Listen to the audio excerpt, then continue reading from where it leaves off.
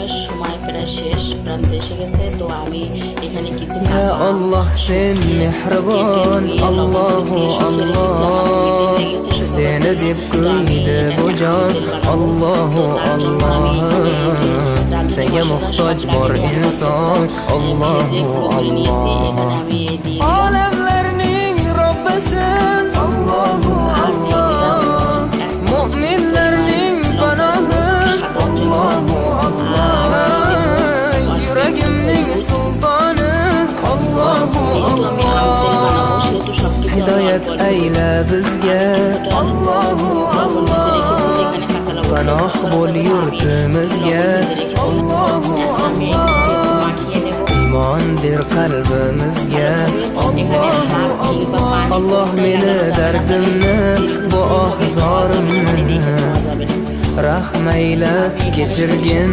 gunohlarimni qabul etgin mehribonim duolarimni yo'q xudo sendan boshqa Allohu Allah Muhammad Rasulullah u Habibullah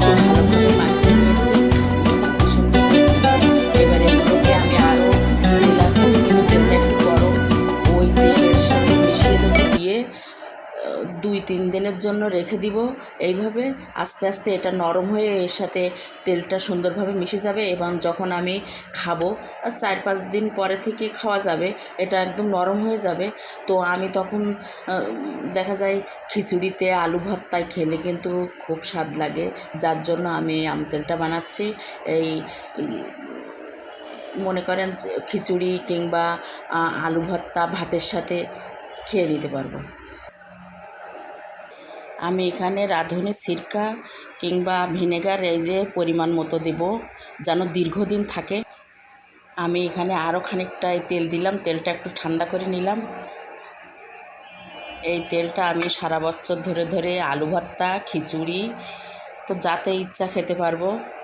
তো আপনারা বাড়িতে এরম একবার বানিয়ে দেখবেন, কোনো রকম রোদের ঝামেলা ছাড়াই। এখন আমি এভাবে 4-5টা দিন রেখে দিব, তারপরে আস্তে আস্তে নরম হয়ে যাবে। তারপরে আমি একটা কাচের বয়ামে রেখে দিব, বেশি দিন ধরে খেতে পারবো।